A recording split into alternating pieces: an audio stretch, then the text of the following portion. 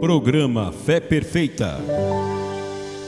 Maravilha! Bendito seja o nome do Eterno que nos deu a chance, a oportunidade de novamente nos juntar para glorificar o nome do Senhor, exaltar o nome do Senhor e mais uma vez ter um momento de meditação. Este é o programa Fé Perfeita e eu sou o pastor César Augusto, que a cada dia estou falando sobre a hora dos milagres, o Jesus dos milagres, o Jesus que gosta de se compadecer dos aflitos, dos necessitados e que sempre está disposto a nos perdoar e nos oferecer uma nova oportunidade. Nós temos o capítulo 22 do Evangelho de Mateus dizendo: Então Jesus respondendo, tornou-lhes a falar em parábolas. O reino dos céus é semelhante a um certo rei que celebrou as bodas do seu filho e enviou seus servos chamar os convidados para as bodas e eles não quiseram vir. Eu sei que você que está em casa sabe muito bem do que nós estamos falando. Bodas aqui refere-se a festas, tanto de aniversário como de casamento, né? Muito mais usada para casamento. Boldas de prata, boldas de ouro, boldas de algodão, tem boldas para tudo, né? E aqui era a grande festa das bodas de um filho do rei.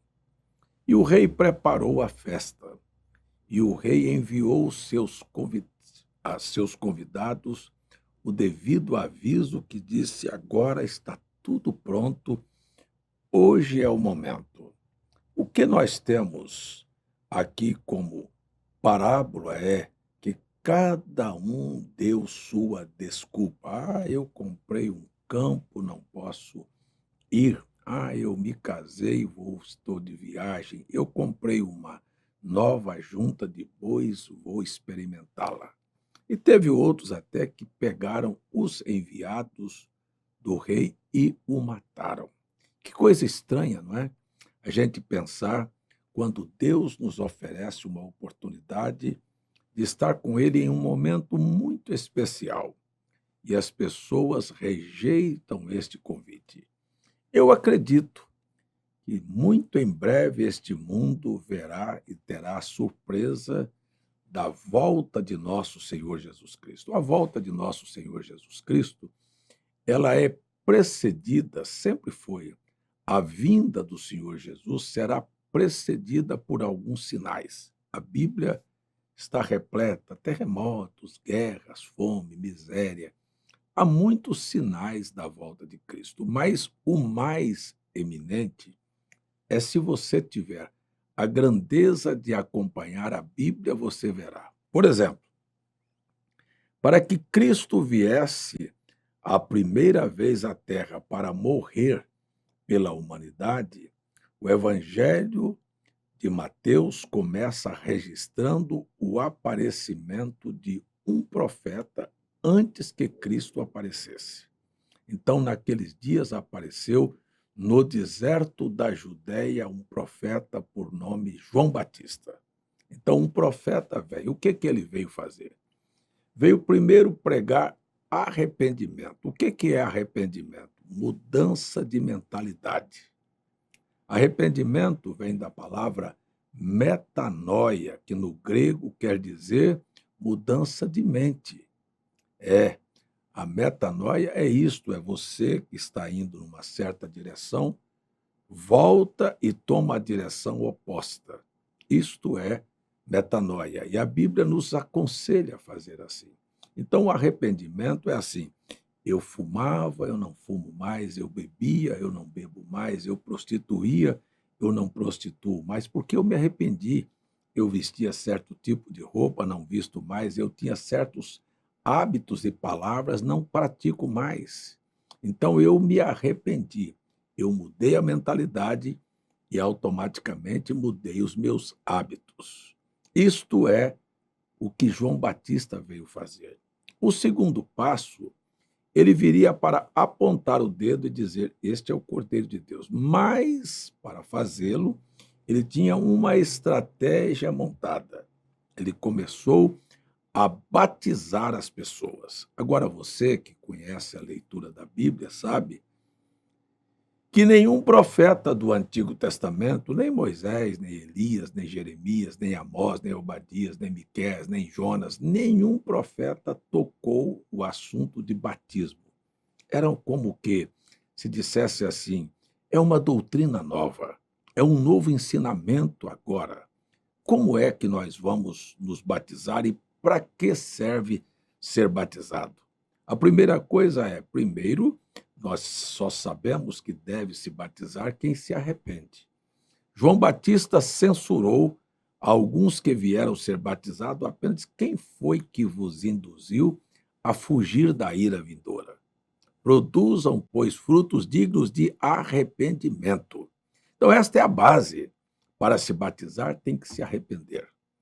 Então, João Batista, estrategicamente, veio falando com o povo sobre batismo, chamou a atenção de todos e todas as partes da nação vinham pessoas para ser batizada por João. E entre elas veio o próprio Cristo. E João, sendo um profeta, a Bíblia nunca choca as suas palavras. Veja só, tudo que a Bíblia faz é simplesmente harmônico. Então, como é que um profeta se comportava e como Deus se comportava com o seu profeta? Todos os profetas do Antigo Testamento, e veio a palavra do Senhor a Elias, e veio a palavra do Senhor a Jeremias, e veio a palavra do Senhor a Obadias, e veio a palavra do Senhor a Miqueias. Sempre a palavra vai ao profeta. Jesus é chamado de o Verbo de Deus, a palavra feito carne. E agora não poderia ser diferente. Aqui está dentro das águas um profeta, e aqui está o Deus, Espírito infinito, invisível, agora se fazendo humano, sendo visível, sendo palpável, ele agora vai novamente encontrar seu profeta. Então, a palavra que é Cristo foi encontrar o profeta dentro das águas. O que o profeta estava fazendo? Batizando. E o que Jesus tinha para se arrepender e se batizar? Nada. Mas ele é o nosso exemplo e ele teria que dar o exemplo. E ele foi, e João, quando viu, parou e disse: Não, eu é que preciso ser batizado. Eu sou humano, o senhor não. Eu tenho do que me arrepender, o senhor não. Ele disse: João, deixa isto, vamos cumprir aqui o propósito. Então eu quero dizer a você que quando Cristo vem pela segunda vez, nós vamos encontrar na Bíblia algumas citações que ele, antes de vir, teria que enviar um profeta para preparar o caminho para que ele viesse.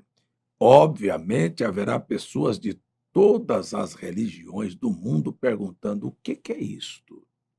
Para que serve se batizar?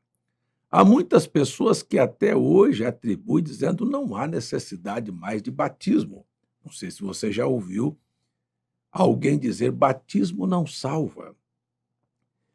Mas se batismo não salva, por que Jesus instituiu a ordem de evangelizar e batizar?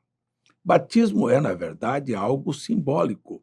É algo que é capaz de pegar você, levar à condição do arrependimento, levar você à consciência de que é hora de sepultar o seu passado, e então é por isto que nos batizamos e é por isto que nós não batizamos com um pouquinho de água na cabeça. Porque quando alguém vai ser sepultado, não sepulta um corpo com um pouquinho de terra. Tem que se cobrir o corpo todo. Então há muitas pessoas que perguntam: como é que nós batizamos? No tanque, no mar, no rio, onde houver águas. Não existe batismo no tanque, não existe batismo no rio, não existe batismo no mar, existe batismo nas águas. E como é que devemos ser batizados? Conforme a Bíblia nos ensina. Por exemplo, nós sabemos que João Batista não usou palavras para batizar. Mas Cristo, quando morreu e ressuscitou, mandou que os seus discípulos evangelizassem as nações e as batizassem no nome do Pai, do Filho e do Espírito Santo. Agora, que coisa impressionante, é como nós olhamos a Bíblia e às vezes passamos desapercebido. Talvez você mesmo tenha passado de maneira tão desapercebida, que Jesus não mandou usar nomes, mas um nome no singular. No singular, em nome do Pai, do Filho e do Espírito Santo. A pergunta que se segue é: escuta, Pai é um nome? Filho é um nome? Espírito Santo é um nome? Ou estas palavras que estão sendo citadas são apenas títulos e ofícios de um nome? Eu, por exemplo, sou pai de 7 filhos. Por quê? Porque gerei 7 filhos. Então, meu nome não é pai, meu nome é César. Eu sou filho. Por que eu sou filho? Porque eu tenho um pai que me gerou. Meu nome não é filho, meu nome é César. E assim é Deus. Deus é pai porque gerou um filho. Deus é filho porque foi gerado. E Deus é Espírito Santo na sua essência. Qual é o único nome pelo qual importa que sejamos salvos? Qual é o nome daquele que morreu na cruz do Calvário para nos perdoar? Qual é o nome daquele que pagou o preço das nossas dívidas? Qual é o nome daquele que vai ter celebrado as suas bodas, as bodas do Cordeiro? Qual é o nome do Cordeiro de Deus que tira o pecado do mundo? É o nome que expulsa demônios, é o nome que cura enfermos e é o nome do teu Salvador e é o nome daquele que você tem que ser batizado. Então, nós temos hoje muita gente palpiteira na Bíblia, muitos daqueles que acham que suas ideias precisam prevalecer. E eles então ignoram. Por que ignoram? Porque você vai para os registros daqueles que receberam a ordem. Quem recebeu a ordem? Os discípulos. Quem é que tem a autoridade de mostrar o padrão, se não eles? Não foi você que recebeu a ordem e nem eu. Jesus não encontrou-se comigo e disse: César, você agora batize assim. Jesus encontrou-se com seus discípulos. E você então é simples de ver. Vamos seguir os discípulos que receberam a ordem e vamos ver como é que eles batizavam. Todos os crentes que foram batizados na Bíblia Sagrada, todos eles foram batizados da mesma maneira. E é por isto que eu quero afirmar que a Bíblia diz que só há um batismo. Não há 2, nem 3, não há diferença, não pode haver. Só existe um batismo e nós precisamos encontrar a maneira correta para nos batizarmos. Então você tem que seguir os apóstolos. E o primeiro batismo realizado pelos apóstolos está no capítulo 2 do livro de Atos, ou seja, Atitudes Apostólicas. E então, cumprindo-se o dia de Pentecostes, Pedro se reúne, todos estão reunidos no cenáculo alto, o Espírito Santo desce, as pessoas que estão lá de fora são compungidas a entender o que estava acontecendo, pensaram que estavam embriagados. Pedro veio e disse: não, isto não é embriaguez, isto é o cumprimento da profecia de Joel. E quando Pedro expôs a profecia de Joel e falou sobre o ministério de Jesus Cristo, que é Deus em carne humana, e que ele havia vindo e que, na verdade, não foi reconhecido, e que foi crucificado, e que Deus o ressuscitou dos mortos, e Deus o fez Senhor e Cristo, então eles estavam perplexos e perguntaram: e o que nós devemos fazer para sermos salvos? E a proposta foi: arrependei-vos. As coisas não mudam.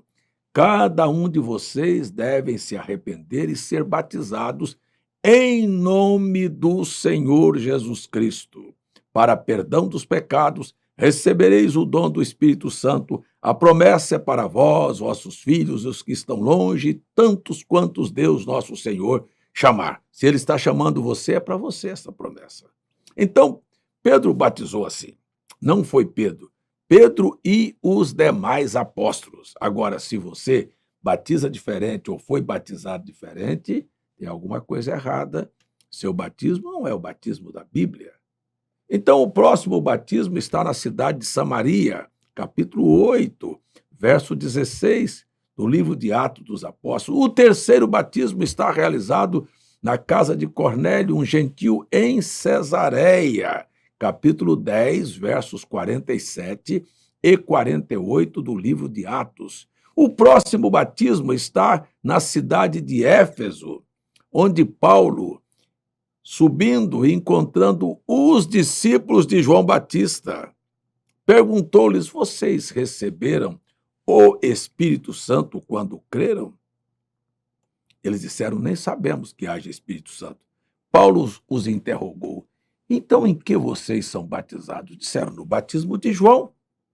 Disse: ah, entendo, João batizou, dizendo ao povo que cresce no que após ele havia de vir. Você se lembra que no início do programa eu disse: a primeira vinda de Cristo foi marcada por um profeta que indicou o Cordeiro de Deus, indicou a Cristo. Então João estava indicando a Cristo e disse: olha, você é assim, fomos batizados no batismo de João. E disse Paulo: ah, eu entendo.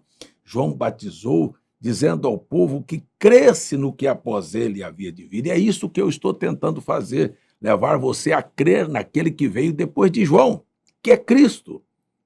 Então, Paulo foi e rebatizou todos aqueles que tinham sido batizados por João. Leia a sua Bíblia, Atos capítulo 19, verso 1 até o verso 5. Então, você tem o próximo batismo, e o próximo batismo relatado na Bíblia é Atos 22. E este é o relato do batismo do próprio Paulo, que quando foi confrontado com Ananias, disse: por que você não se levanta e te batiza em nome, invocando o nome do Senhor Jesus? Por que você está em casa, que não é batizado em nome do Senhor Jesus, como todos os relatos que eu citei aqui registram? Por que você quer continuar de uma maneira enganada? Porque a igreja de Roma, juntamente com as igrejas cristãs evangélicas, que são produtos do nascimento de Martim Lutero, que trouxe esta maneira e esta doutrina da Igreja Católica, e o protestantismo, simplesmente, como diz os teólogos, né, o protestantismo, o cristianismo pós-reforma, segue o padrão que a Igreja Católica instituiu. Veja só, será que existe na Bíblia um batismo, pelo menos um, realizado usando as palavras Pai, Filho e Espírito Santo? Nenhum. Por que nós ficamos com a ignorância de querermos fazer as coisas funcionar fora da Bíblia? Então é hora da gente, neste momento que estamos estudando isto, parar para fazer uma conferência. Se o meu batismo não é da Bíblia, deixa eu ver a finalidade dele. Nenhuma.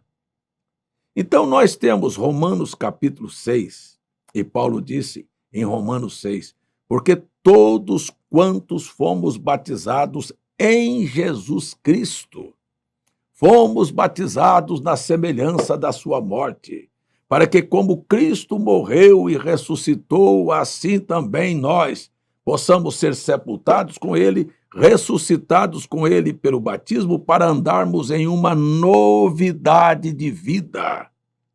Então isto é o relato. E quando você sai do livro de Atos e vai para Romanos e depois vai para a primeira carta de Paulo aos Coríntios, Paulo novamente faz menção a isto, dizendo: eu já ouvi vocês dizerem que existem essas divisões aí. Você sabe, não sabe? Batista, presbiteriano, assembleiano, congregacional. Eu sei que existem essas divisões. Está Cristo dividido? Existe verdade fora da Bíblia? Se a sua igreja não está com a Bíblia, tem alguma coisa errada em algum lugar. Então, o que aconteceu? Paulo perguntou: foi porventura Pedro, Paulo ou Cefas que morreu por você? Foi mesmo. Quem foi que morreu por você? Então, por que você não é batizado em nome daquele que morreu por você? Para provar que você é participante da obra redentora do Calvário, que você tem o nome dele na sua vida. Agora eu paro aqui, estamos numa parábola de bodas do Cordeiro, e você não quer receber esse convite?